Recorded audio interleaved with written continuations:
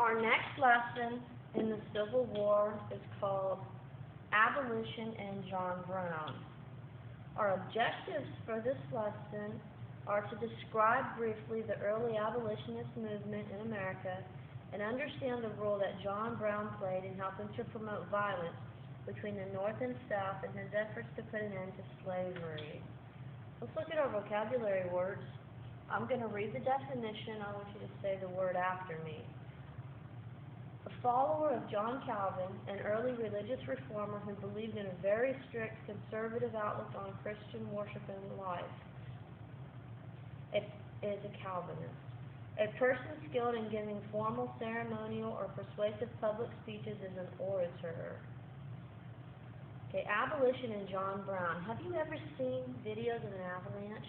They're pretty awesome, especially the ones that show extreme skiers trying to get out of the way. Avalanches start as small areas of snow and ice that break off and head down the side of the mountain. It doesn't take long for the mass to gain momentum and in the process gather more snow and ice along the way. In just a few seconds, the whole side of the mountain seems to be moving. Thousands of tons of ice and snow slide down the mountain, destroying everything in their path. Such was the case in America in the 1850s. The issue of slavery began as a small matter early in the 19th century. It did not take long for the issue to gain momentum and become a full-fledged avalanche. Once the downfall movement began, there was no stopping it. By the time John Brown and other abolitionists arrived on the scene, the avalanche was already pretty large. His efforts were a major part of the series of events that sparked the Civil War. Okay, so we're going to talk about abolitionism.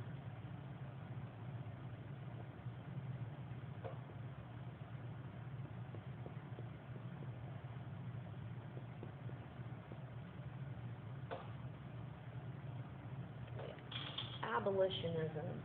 When looking at the Civil War, one word that comes to mind is stereotypes. Each side, North and South, had an image of what the other side was like. I'm going to put stereotypes.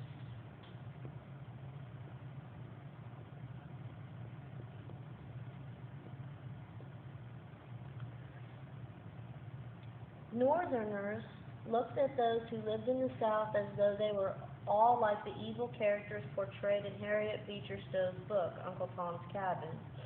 Southerners were convinced that most people in the North had the same beliefs and attitudes as the radical abolitionist John Brown. Okay, stereotype is when you know of one person acting a certain way, so you think everybody acts that way.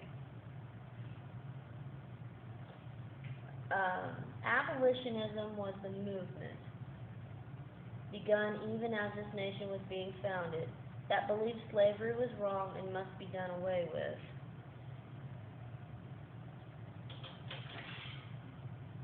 So a stereotype is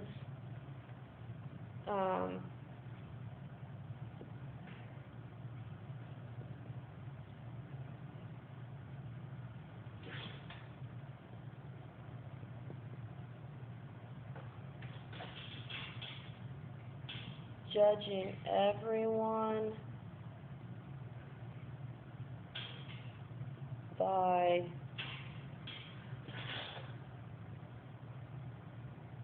one person's actions.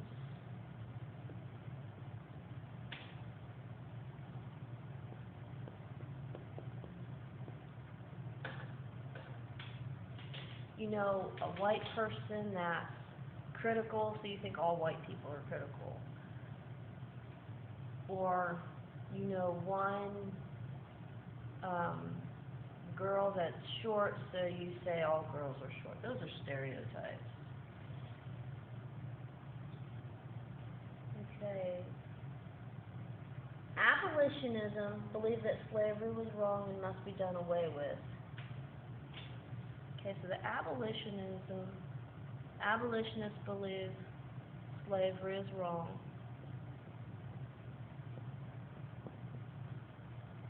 So they're opposed to slavery. Some abolitionists based their opinions on religious grounds, while others disagreed with slavery on purely moral grounds. Either way, many Americans opposed it from the beginning. The Constitution did nothing to help resolve the problem, since slavery was not mentioned directly anywhere in it. The abolitionist movement began early on, and over the next 50 years or so, began to collect steam, kind of like that avalanche. One by one, northern states abolished slavery while the South held on to it with an iron grip. To the South, slavery was the very core of their livelihood.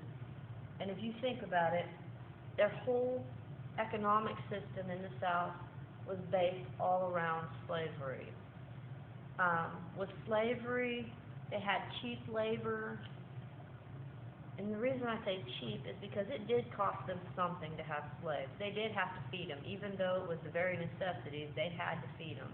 They had to give them some type of clothes, even though they were very cheap clothes. But if they would have had to pay workers to do that work, it would have affected their whole economy. So the whole livelihood of the South is centered around slavery. A series of political compromises, beginning with the Missouri Compromise of 1820, set the course for the avalanche that followed. With each debate, the issue of slavery became more and more contentious. New problems arose, such as that of the Kansas Territory, where the 36-degree, 30-minute line ran right through the middle. And then there was all the land acquired from Mexico after the war, and the further westward expansion of the United States. Even though agreements, like the Compromise of 1850, appeared to settle things down, in actuality, they only forced the issue of slavery to the forefront of American thinking. It would not take much momentum for the avalanche to really get rolling. This momentum was supplied by John Brown. Okay, so they tried to compromise. They tried several compromises, which we discussed. The Missouri Compromise, the Compromise of 1850. And it says the momentum was supplied by John Brown. So our abolitionist leader that we're going to talk about is John Brown.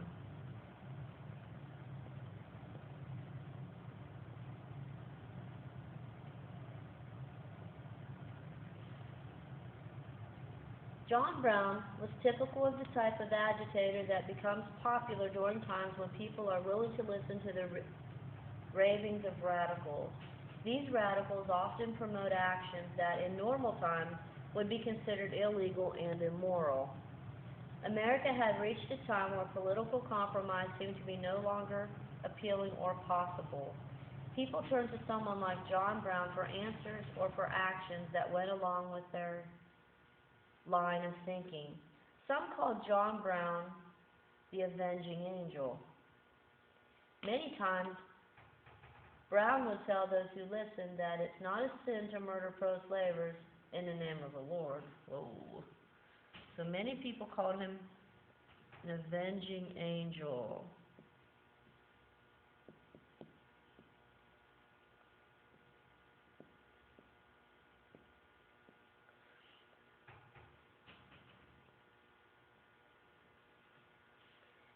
And he thought it was okay to murder pro-slavers.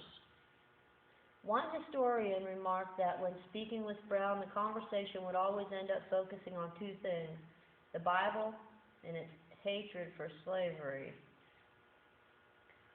So he would use the Bible. He would try to use the Bible to back him up. In the Bible it says that people will kill and think they're doing God a favor. And I think that applies to John Brown. That specifically, that hits the nail on the head. Anyway,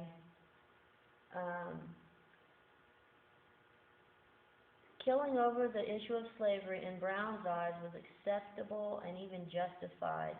Brown's zeal for fighting slavery probably grew from a very troubled background. Brown himself had very little schooling. His father had been a frontiersman, and the family was constantly on the move. As a businessman, he was a chronic failure.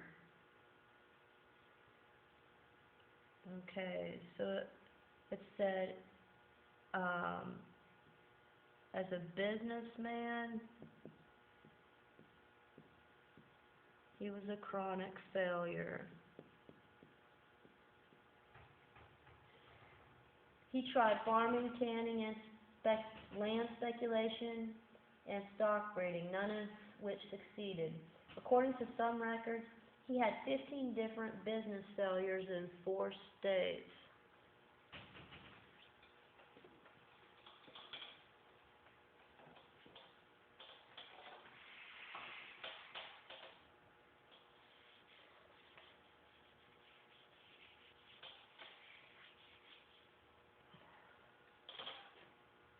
Okay, so he had 15 different business failures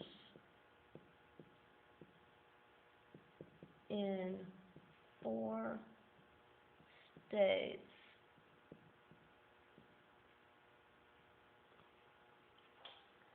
So he didn't do very well in business.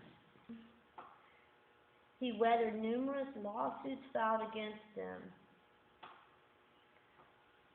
Okay, that means he was sued many times.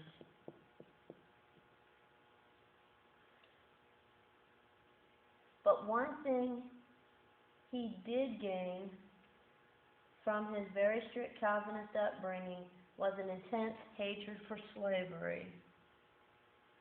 Okay, so he hated slavery.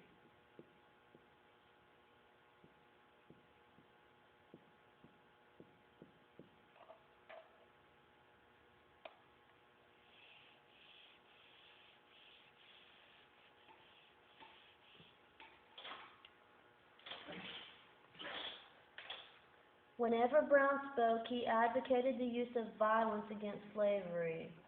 Brain maintained that it was an issue that would never be settled by political compromise, only by violent conflict.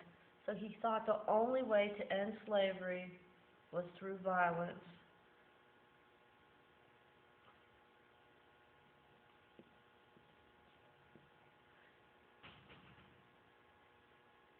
So he advocated violence against slavery.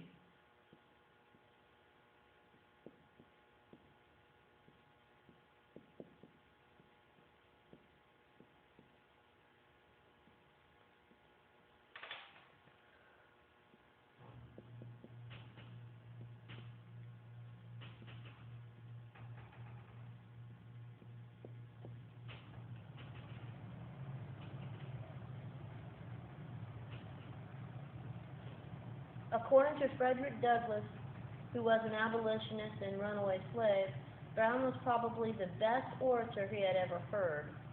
Events or fate ended up bringing him to Kansas. Okay, so the one positive aspect of John Brown was he was a good orator.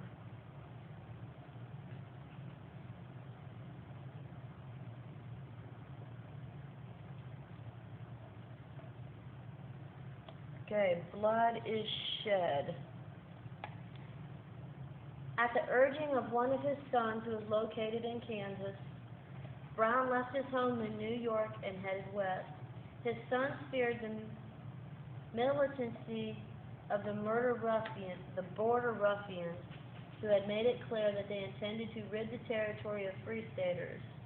On the way to Kansas, Brown drummed up financial support for his efforts to fight the pro-slavery faction.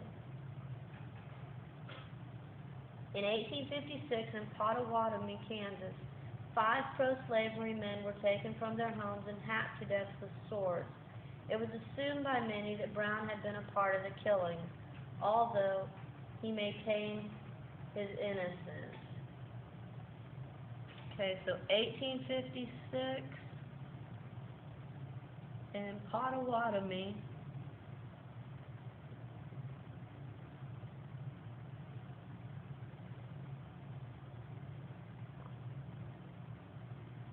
okay, this is nice.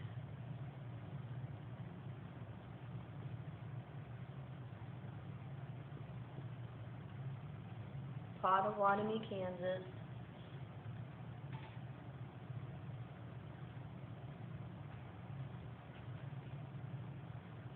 5 men were hacked to death.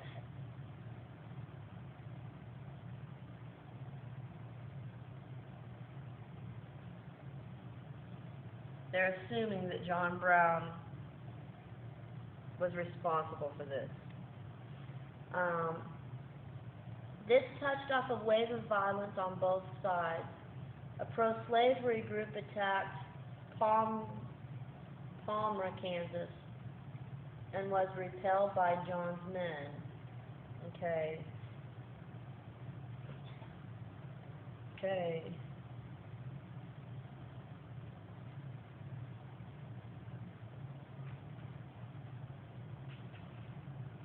So a pro-slavery group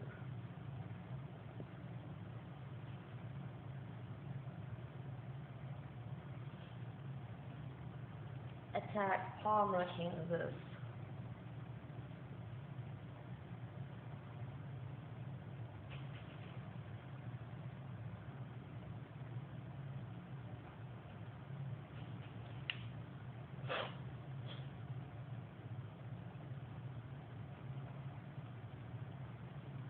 Okay. John's men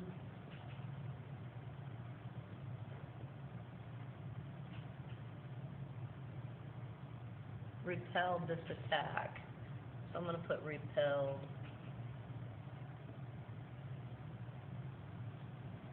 It's like it had a domino effect. He did this, so they did this. So he repelled. It's going back and forth.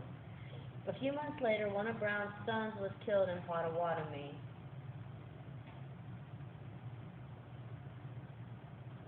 Okay, so the next thing that happened was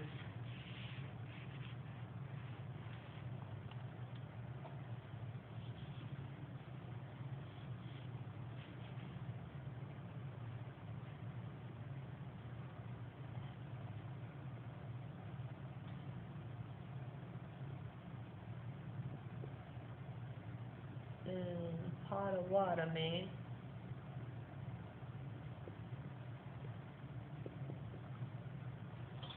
Brown's son was killed.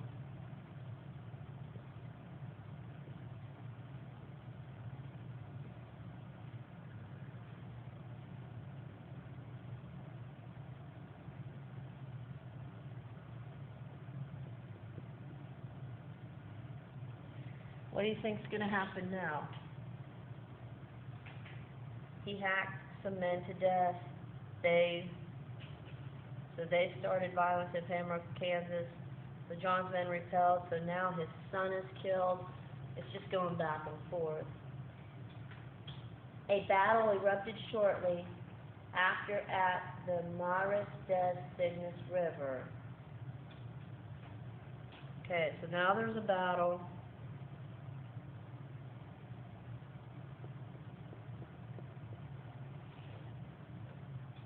At the Marius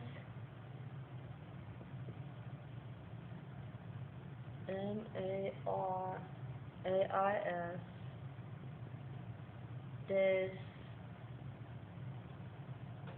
Cygnes River.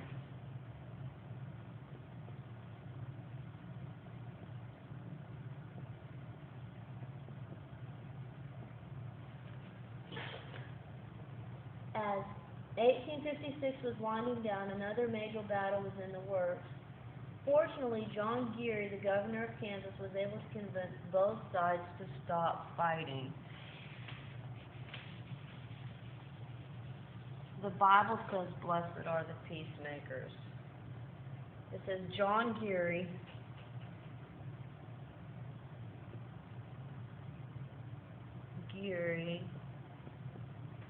convinced them to stop fighting.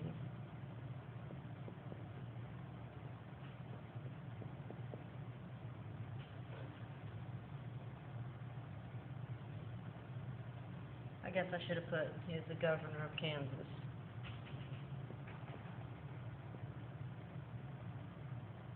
Governor of Kansas.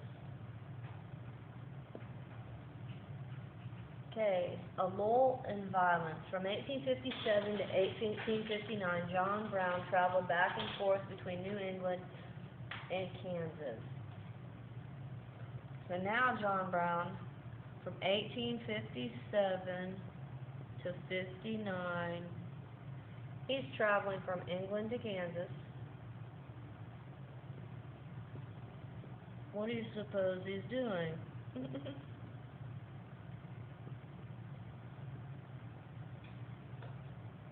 Along the way, he tried to convince other abolitionists to give financial support in his efforts to abolish slavery. Okay, so he's seeking financial support.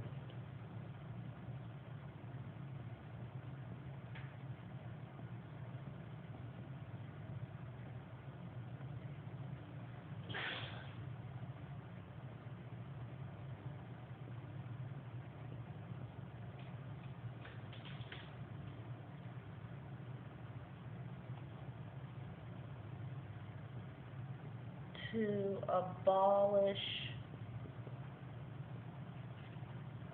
slavery.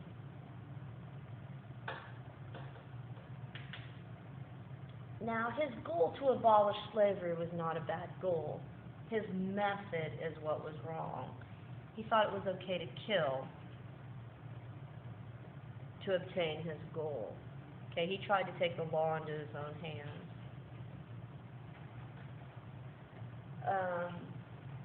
He was adored by many people while others thought him insane.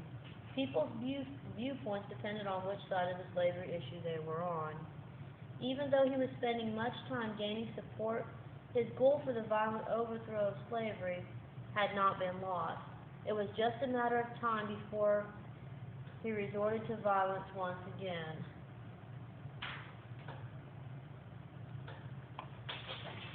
So his final mistake, his final attempt to end slavery was at Harper's Ferry, and this would be his undoing. Brown decided to take his battle against slavery further east. He determined to attack the military armory at Harper's Ferry in Virginia in 1859. So in 1859,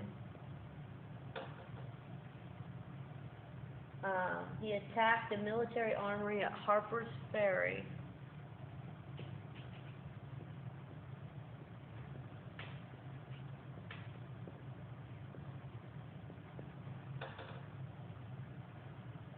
In Virginia.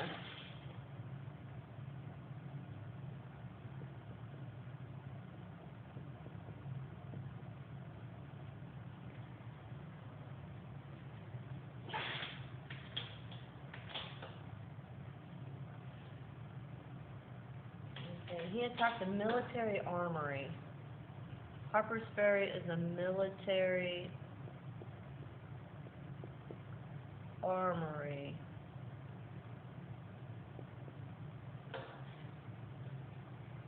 His aim was to secure a large number of weapons and head south. Okay, so he was after their weapons.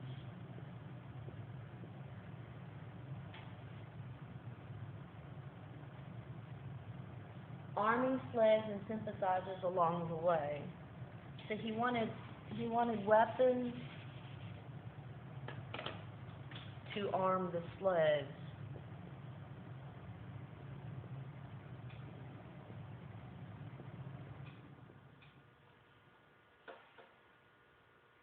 Even though Brown and his men managed to capture the armory, townspeople and area militia cornered them.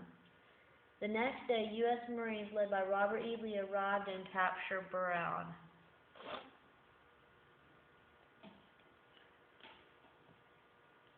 Okay, so Lee captured Brown.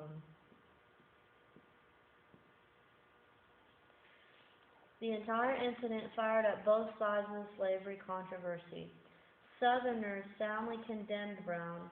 Militant abolitionists called him a hero. Other Northerners, including abolitionists, condemned the attack while supporting the effort to end slavery. 2 weeks after the attack on Harper's Ferry, John Brown was brought to trial. The jury quickly found him guilty of murder and treason and sentenced him to hang. Okay, so he was hung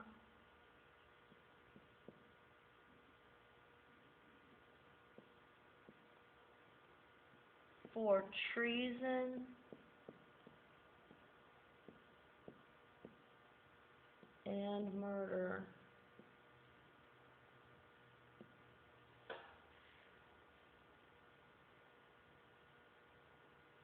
He was the focus of much attention in the month that followed as he waited for his execution date.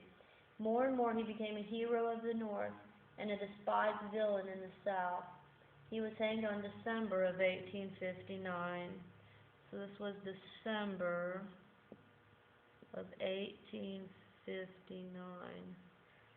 In conclusion, it was clear that the Harper's Ferry attack and subsequent execution of John Brown all but assured that war was soon to follow.